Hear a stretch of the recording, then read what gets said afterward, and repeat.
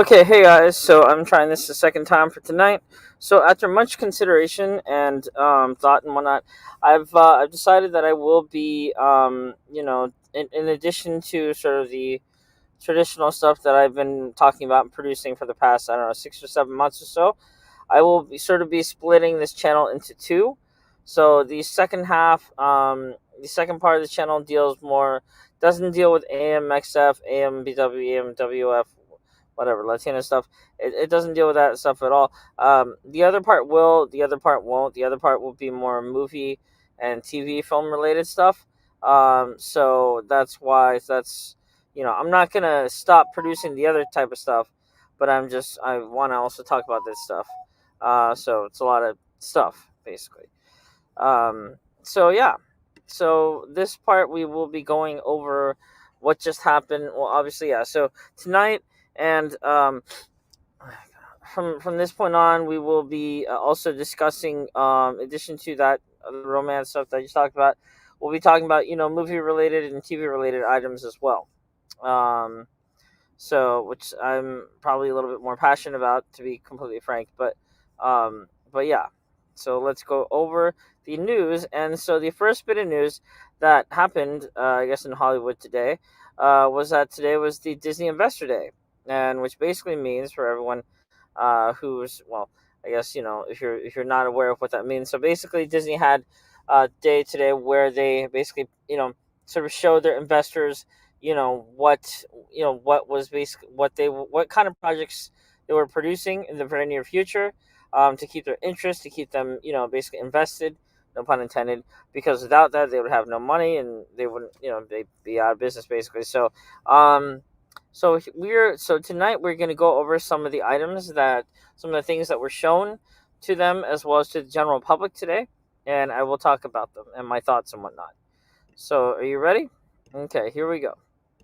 So, the first bit of news is the Star Wars related, and it was one of the upcoming. I'm sure if you're not familiar with it, there's a streaming service called Disney Plus, and it's been out there for a couple years now or so, but yeah, so it's still relatively new. But basically, what part of what has been going on there is that they have this show, The Mandalorian, and it's been very successful. It's gone on for a couple of years now, and it's very Star Wars. Obviously it's very Star Wars related, Star Wars driven.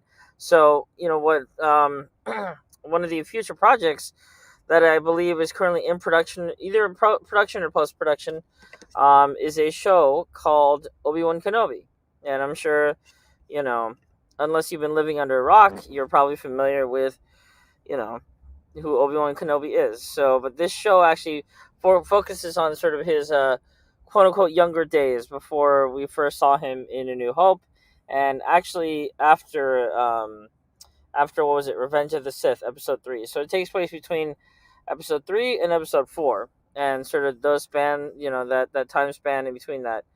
Um, so yeah.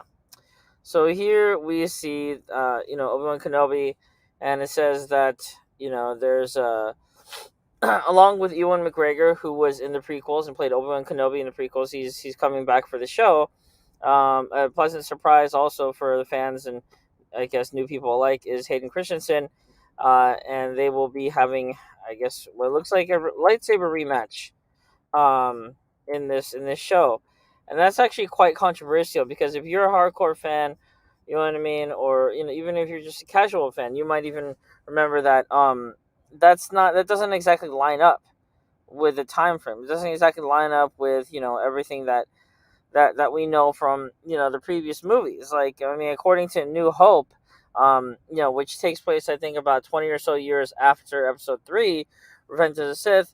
A New Hope is actually the last time. It's actually the first time that Obi-Wan and Anakin, have seen each other, let alone fought each other. So that was, I think, right after their fight on Mustafar, and right before their yeah. So and right basically before Obi-Wan got out of there, right before the Emperor found Anakin and converted him into Darth Vader. So it looks like, I mean, I guess the rumors are true, you guys. I guess you know we got Obi-Wan and Anakin suiting up and battling each other, and I'm kind of concerned because I do understand from a marketing aspect why they're doing this. They're doing it basically just to build hype, around the show. I guess, sort of, they're trying to make this kind of like the main selling point of the show, even though it breaks continuity completely. Because, like I keep saying, they like their reunion or rematch or whatever in A New Hope was supposed to be the first and last time that they actually fought each other, before Obi-Wan was killed. But apparently not. Apparently not. So that's, I'm not gonna lie. For me personally, it's exciting. It will be exciting to see Ewan McGregor, play the role of Obi-Wan Kenobi, and moreover, we also get to see what the character was up to in those years that we didn't really get to see before. Where he's living out his, I guess, supposed the rest of his life out on Tatooine and looking over Luke Skywalker and whatnot. So yeah, uh, but that's that. Um, let's see. So we got. So yes. So okay. So it kind of confirms here. McGregor further underlined the confrontation in an interview and the preview. To have another swing at each other might be quite satisfying. Um, I guess. Yeah. So this article sort of agrees with me. It's basically saying, that, yeah, I mean, it's kind of retconning it because, like, I mean, and I'm not the only one who says this. It just doesn't make sense. But again, movie studios definitely do this a lot. They do this a lot with the MCU as well. They basically step over their own feet, and sort of retcon a lot of things in order to keep it going or reboot it or something like that. I don't know. Basically, all in the name of money. Um, so yes. We couldn't tell the story of Obi-Wan Kenobi without addressing Anakin and Vader, says director Deborah Chow in the preview. Deborah Chow also had directed episodes of The Mandalorian, which is how she got this job, directing the Obi-Wan show.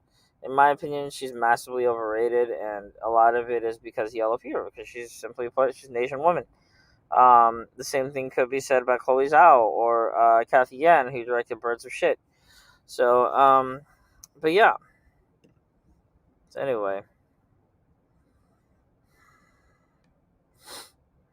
Oh, okay. So the cast also includes Joel Edgerton, who is set to reprise his role as Luke's Uncle Lars.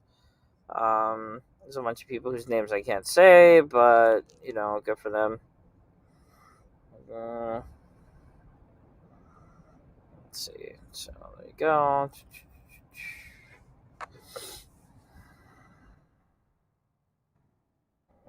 So yeah, that's basically it. I mean, that's basically what they showed. They showed the still, which is the concept art, and you know, so yeah. So let's see. And I'll put this here in case anybody is bored and wants to jump on or whatever. Be my guest. Okay. So that's basically that. I'll be looking forward to that whenever that drops. I think it's supposed to drop sometime next year. Probably about a year or so now. A year or so from now, in November 2022. Um, so yeah. So that's coming sometime next year. And then let's see here. Okay, so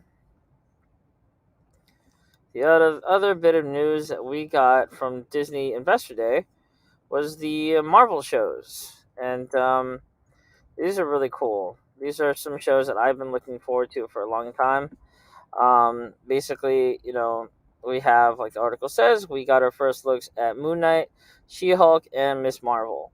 And again, these are not really super well known characters. She-Hulk might be the most famous of all of them, but yeah. So these shows, for me personally, I'm more excited for Moon Knight just because it's basically Marvel's version of Batman.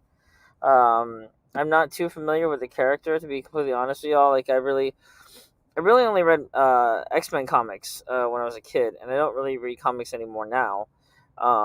But from what I've heard and what I know about Moon Knight, yeah, it's not that much. But it's gonna be interesting. They have a really good actor playing him. They have Oscar Isaac, who was probably one of the better parts of their shitty Star Wars sequels movies, and yeah, he's gonna be playing Moon Knight. So, me personally, I find it interesting because Oscar Isaac is himself of Guatemalan descent. So, and originally, from what I've read, the character Moon Knight is not he's not Hispanic. He's actually white, Caucasian. And so, not that there's anything wrong with it, but I just feel like they're kind of, if you're gonna race bend the character, it's I don't know. For me, I just kind of never really. I kind of found that funny that no one ever really pointed that out. But yeah, Oscar Isaac is a great actor. I'm sure he'll do great in the role. It's a really juicy role from what I've read, because the character has like bipolar, or not just bipolar, like multiple personality disorder. Um, so I mean, yeah, and the suit looks really cool too. The suit looks really cool. It's actually from the footage. I can't show it here because the stream will get taken down. But the footage seems to be very brutal. It's kind of like a very psychological. I mean, go figure, because it deals with multiple personalities, and the superhero genre. And but from what it's kind of very more violent, more gritty. Um, and so yeah. And then the second show that the second um Marvel show that they previewed is called She-Hulk, and that's starring, what's her name, Tatiana Maslany. I think I'm pronouncing her name right. She plays She-Hulk, basically, like I said, and She-Hulk is the cousin to Bruce Banner. Um, or Bruce Banner, basically, he is the Hulk. He's the main Hulk. And from what I've read in the comics, I think the character She-Hulk, her alter ego is Jennifer Walters or Waters or something like that, and she's supposed to be this lawyer, and she's yeah, she's a lawyer, and apparently she gets into his car accident, and she needs a blood transfusion, and Bruce, her cousin, like I said before, who is the Hulk, has to give her some of his blood in order to save her life, otherwise she'll die. And so that in turn basically causes her to Hulk out and become She-Hulk. And I don't know anything about this show. I don't know anything else about it. I know Tim Roth is in it. I know there's a few other people that are cast in it. I know what's his name? What is it? Mark Ruffalo, who has played the Hulk in the MCU up until this point, I guess.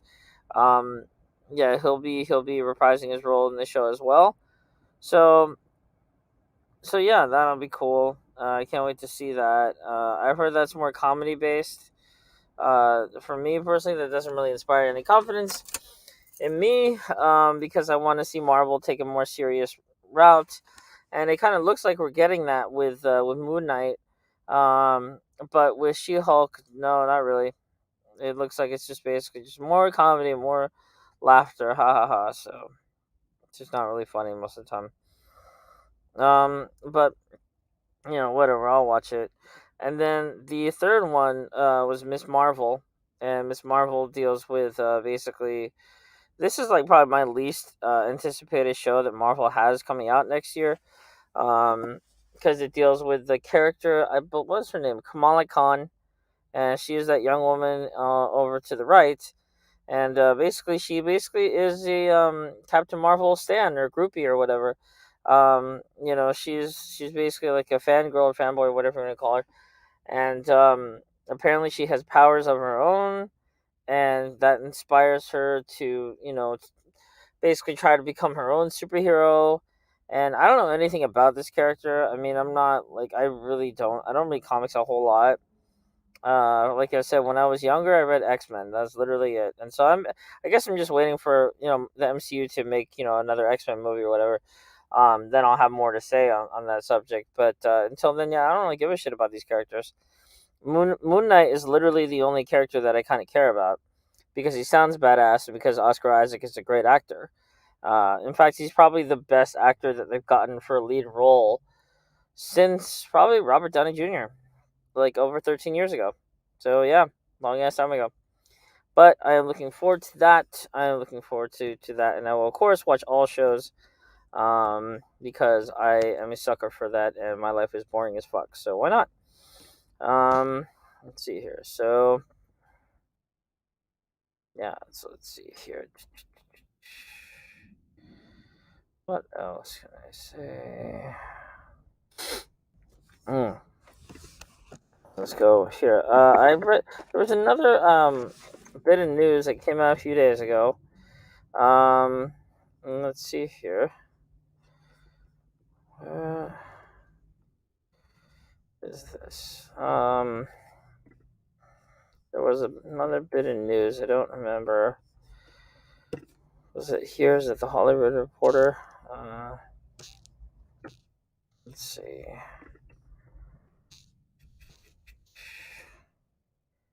Yes. Um. So basically, from what I've read and heard over the past few days surrounding Black Panther 2, which is known as Black Panther Wakanda Forever. Apparently, there was another production delay, and the actress who apparently, nothing is confirmed yet, but apparently she will be taking over the Black Panther mantle after Chadwick Boseman, tragically died in real life. And so the story was rewritten to basically feature her assuming the mantle after the unfortunate passing. Um, and so, but now there's been some bad luck surrounding this project. Um, so basically, sort of just to catch up everyone, because this is the first movie news talk that I've been doing for this channel. Um, so Letitia Wright. So basically, what's been going on with this production? It seems to be going through some issues, and they're all unfortunately connected to Letitia Wright, who played Shuri in the first Black Panther film and in Avengers Infinity War and Endgame, and who is coming back, obviously, for this one, like I just said. And so the first bit of controversy that came out, I can't remember when it was exactly, but it was like a few months ago or so.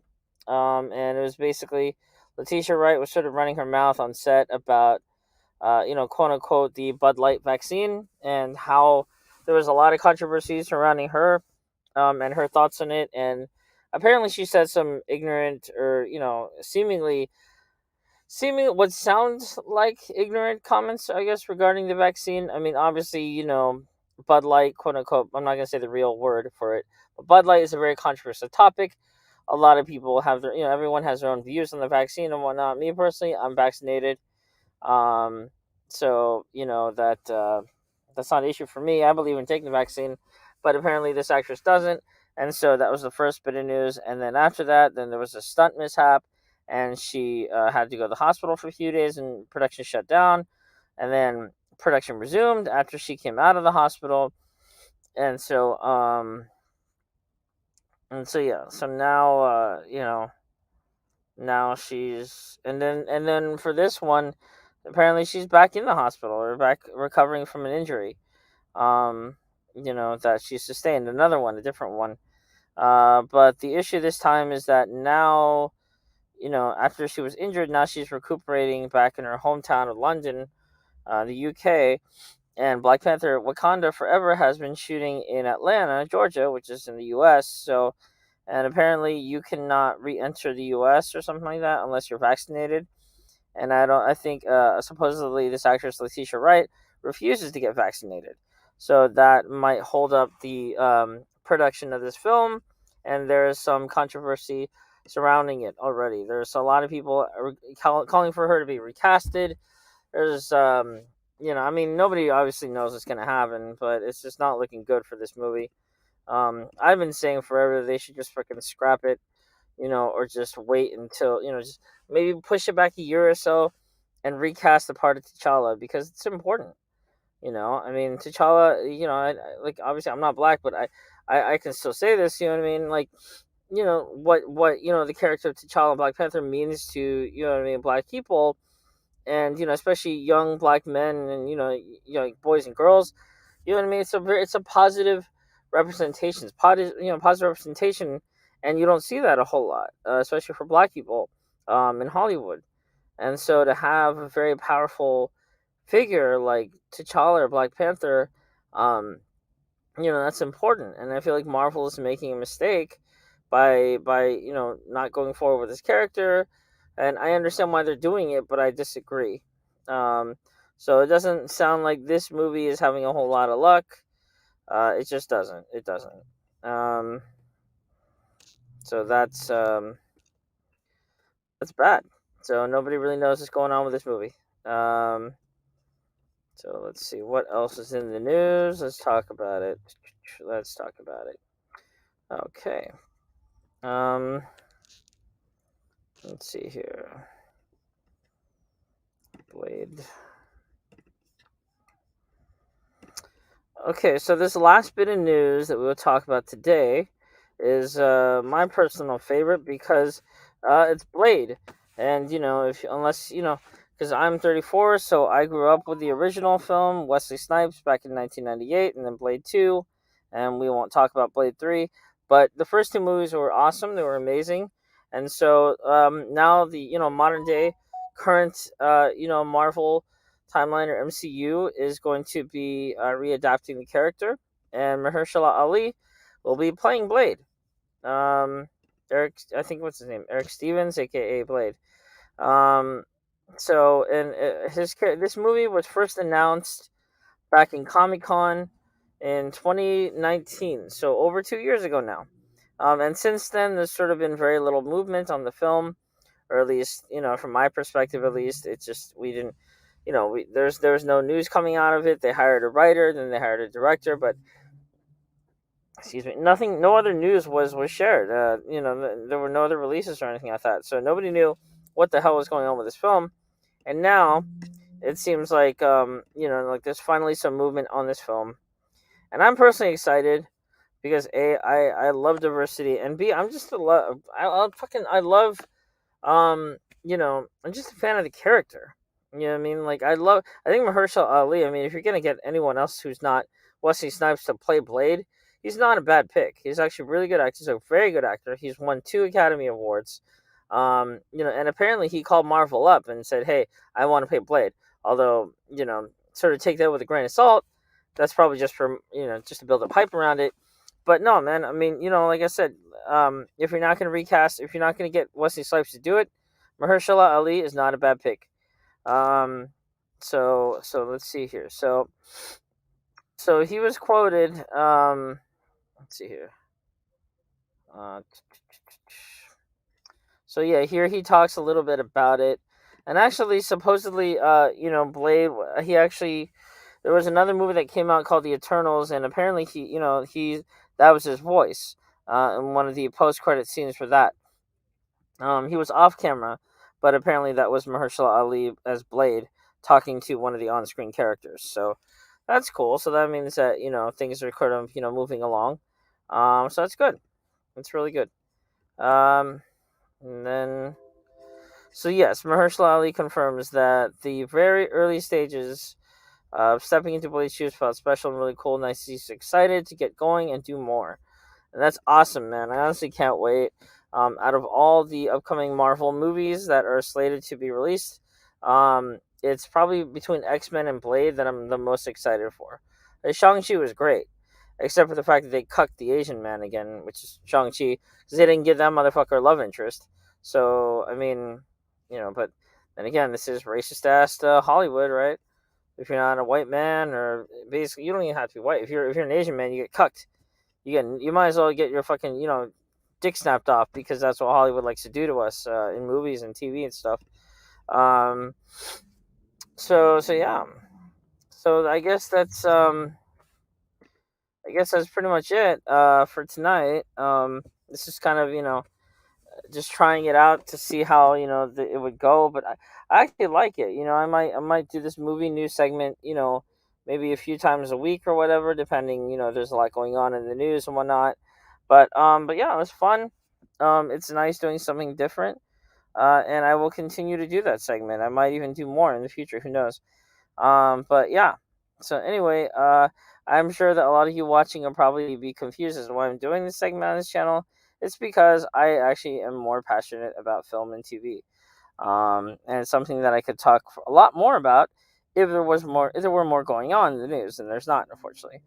Um, but yeah, so stay tuned. There's more content coming. There's more interviews, and all that stuff. And like I said, I will be trying to do this segment several times a week, or however long, as long as there's interesting news or whatever in Hollywood, and I will be talking about it on this channel as well, because I want to incorporate. I feel like that's sort of a part of me as well, and I want to sort of um, what's the word embrace that and basically sort of talk about it, because I'm interested in that kind of stuff. So anyway, okay, cool. Well, please like, comment, subscribe, all that stuff. You know the drill. And yeah, so okay, guys. Well, peace out. Bye.